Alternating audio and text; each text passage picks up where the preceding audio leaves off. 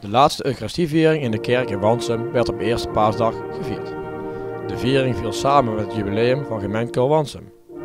Nu de laatste dienst is geweest, wordt de kerk op termijn omgetoverd tot multifunctioneel centrum.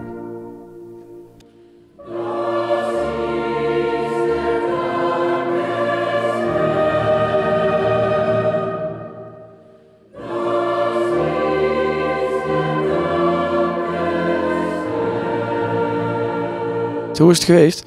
Prachtig. In één woord, prachtig. Ik vond het geweldig. Prachtig om te doen. Mooi om het 60-jarig jubileum zo te vieren. Voor iedereen, denk ik, een heel goed gevoel. Ja, ik heb zelf meegespeeld. Dus ik speel ook al ruim 5 jaar volgens mij in de kopergroep. Ik heb me puur bezig gehouden met muziek. Dus niet zo van dit is de laatste keer, dus we kunnen volgende week beginnen met de zaak slopen, want zo werkt dat niet.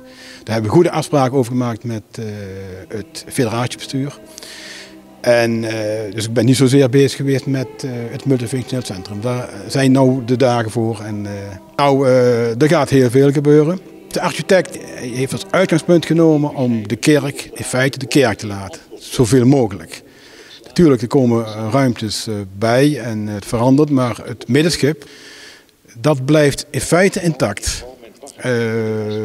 Dat wordt ook de toekomstige grote zaal. Daar wordt daar ook gesport. De basisscholen, gymnastiekverenigingen, noem maar op. En de banken die je ziet, die gaan we hergebruiken. Op welke termijn gaat het allemaal gebeuren?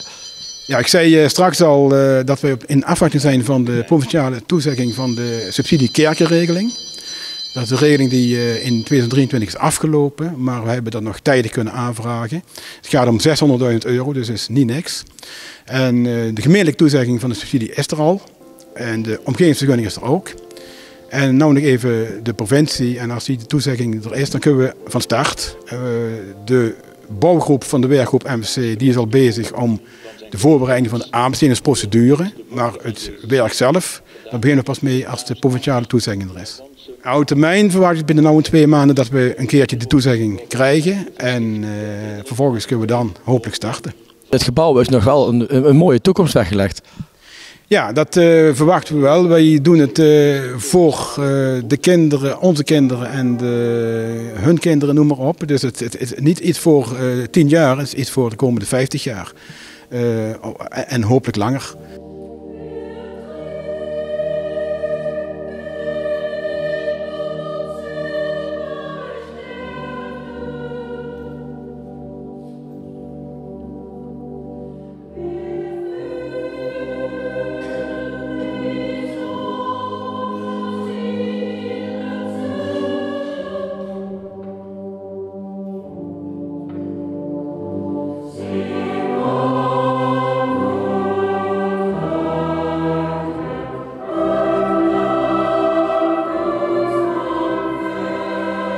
De gemeentekoor Wansum bestaat 60 jaar dit jaar. Er komt ook wel een einde aan het tijdperk dadelijk. Voor Wansum alleen komt er een einde aan. Want we gaan met Erato Blitterswijk hebben al heel veel samen gedaan, al bijna een jaar. Gaat heel prima. En we hebben er allebei een heel goed gevoel bij. Ja, jullie gaan samen als één geheel verder, of hoe moet ik het zien? We blijven voorlopig ieder onze eigen vereniging. Maar we ondersteunen elkaar eigenlijk altijd, want Blitterswijk, Erato komt in Wansum naar de repetitie. Want daar is de dirigent. En dat was eigenlijk ook het probleem van hun, dat ze geen dirigent hebben, niet meer hebben kunnen vinden. En toen hebben hun contact gezocht met ons om samen te gaan. En dat mes snijdt aan 2 kanten, want wij waren ook eigenlijk wel zo'n beetje aan het kijken van hoe gaan we verder en wat kunnen we nog? Omdat eigenlijk de ledenaantal eigenlijk alleen maar afneemt. Wat gaan jullie wel doen? We hebben nog één ding in het verschiet, dat is het jubileum van onze pastoor in Blitterswijk. Daar gaan we de dienst verzorgen. En dan gaan we vakantie vieren en denk ik heel goed overleggen samen. En denk, naar mijn mening, iets naar kerst te doen. Dat lijkt heel ver, maar om het goed te doen heb je toch de nodige repetitietijd nodig. Dus vooral nu genieten van de herinneringen die het koor heeft opgeleverd zo. Dat sowieso. Dat weet ik zeker.